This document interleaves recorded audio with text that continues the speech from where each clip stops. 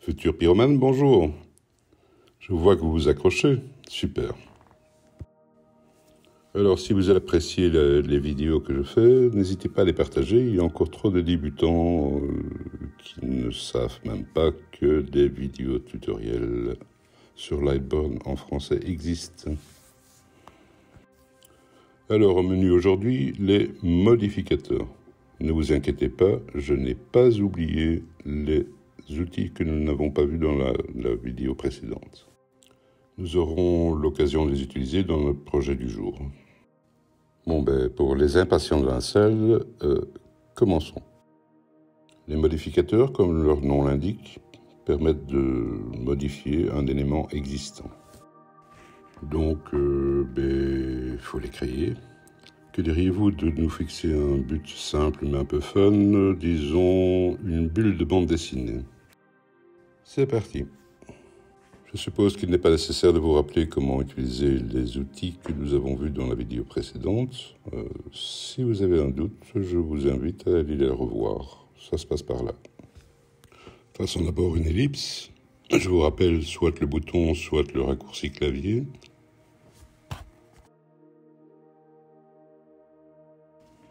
Premier clic, position. On maintient, on relâche. Une deuxième ellipse, même topo. Escape pour sortir de l'outil. Puis varions un peu les plaisirs. L'outil ligne. Un trait, deux traits. On ferme. Et voilà, nous avons notre base de travail. Sélectionnons tout. Je vous rappelle, sélection gauche à droite, on englobe tout. Droite à gauche, tout ce qui traverse. Et comme nous n'avons rien d'autre sur notre zone de travail, le raccourci clavier. Parfait. Passons maintenant aux opérations booléennes. Notre sélection étant composée de 3 objets, comme vous pouvez le vérifier ici, c'est important car si vous regardez vos outils booléens, vous verrez qu'un seul est cliquable, c'est le seul qui permet de travailler sur plusieurs éléments. Les autres sont grisés car ils ne permettent des opérations que sur 2 éléments. Ça tombe bien, c'est celui dont nous avons besoin, donc soit bouton, soit raccourci clavier. Et voilà, il a soudé tous les éléments ensemble. La soudure n'a gardé que la périphérie des éléments, et vous voyez, vous n'avez plus qu'un seul objet. Laissons notre projet de côté et intéressons-nous maintenant aux 3 autres outils booléens. Pour ce faire, nous avons besoin de 2 éléments, n'importe lesquels. Cette fois-ci, je choisis 2 rectangles. Aussitôt dit, aussitôt fait, les voilà. Maintenant, nous allons les sélectionner. Attention, l'ordre de sélection est important. Les opérations booléennes se feront toujours l'objet A plus l'objet B ou l'objet A moins l'objet B. Entre parenthèses, une nouvelle façon de sélectionner. Donc, je sélectionne le premier objet, je maintiens la touche majuscule enfoncée et sélection du deuxième. Nos 2 éléments sélectionnés, vous remarquez que dans le menu, les 4 outils booléens sont maintenant actifs. Alors l'union fait exactement ce que nous avons fait dans notre projet, à part qu'il est limité à 2 objets. J'oubliais, son raccourci clavier, c'est Option plus ou Alt plus sous Windows. Il ne reste bien que la périphérie des 2 objets, comme dans notre projet. Revenons en arrière et je resélectionne pour être sûr d'avoir les objets dans le bon ordre. Voyons maintenant la différence ou la soustraction. Option moins ou Alt moins dans Windows. Et voilà, l'objet B a bien été soustrait de l'objet A. Pour l'intersection, raccourci clavier, c'est Option ou Alt plus astérisque. Il nous reste bien rien que l'intersection des 2 éléments. Allez hop, un petit coup de nettoyage. Et avant de continuer notre projet, un petit point important. Alors, lorsque vous utilisez les outils booléens, La forme résultante sera toujours transformée en chemin. Vous vous demandez certainement ce qu'est un chemin. Un chemin, c'est une série de points reliés par des lignes ou des courbes qui ensemble forment votre élément.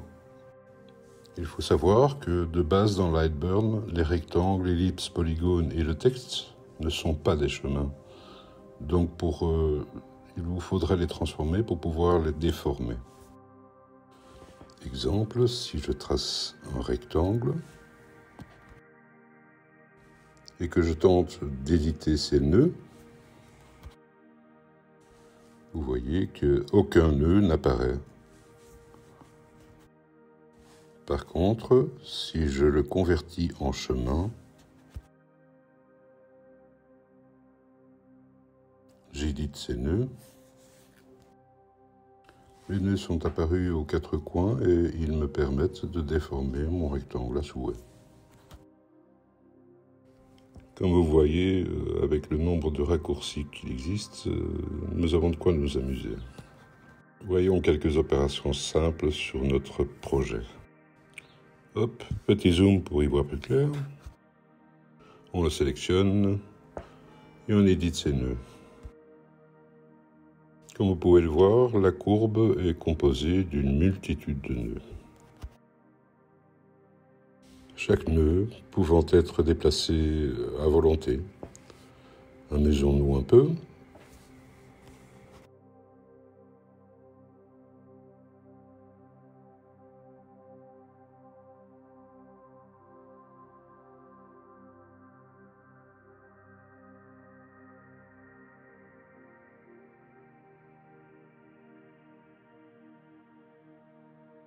De quoi s'amuser, non? Bon, ça me permet d'introduire un nouvel outil pratique, enfin, juste pour information. L'outil de mesure.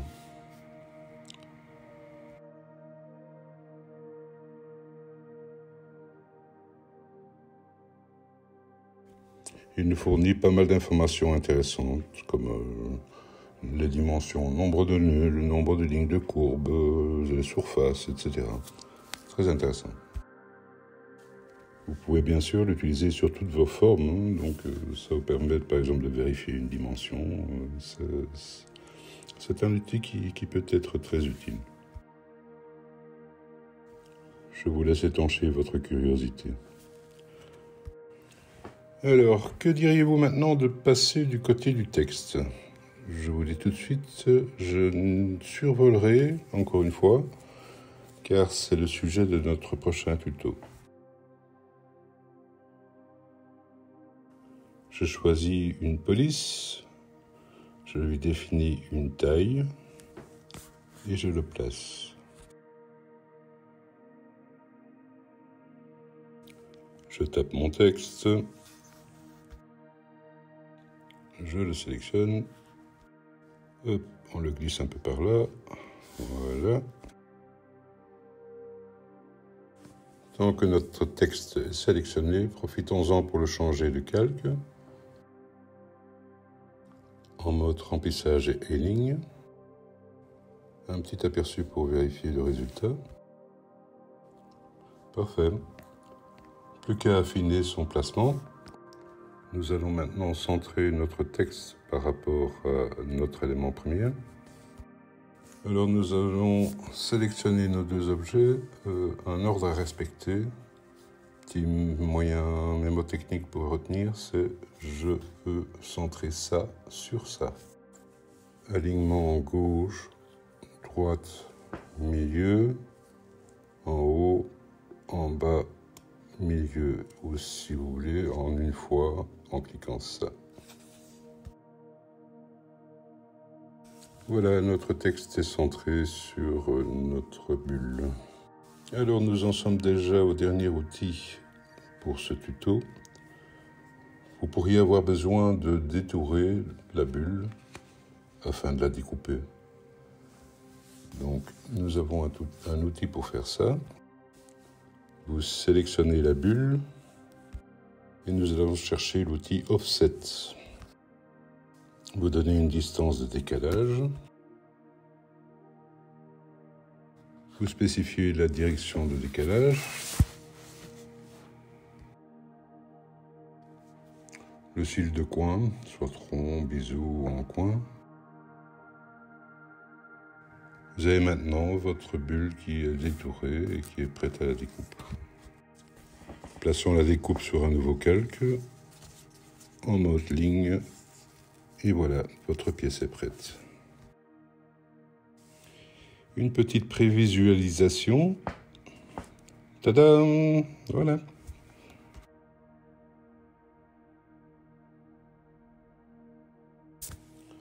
Voilà qui conclut ce troisième tuto. J'espère qu'il vous aura plu. N'hésitez pas, petit pouce, abonnement, et vous verrez les suivants.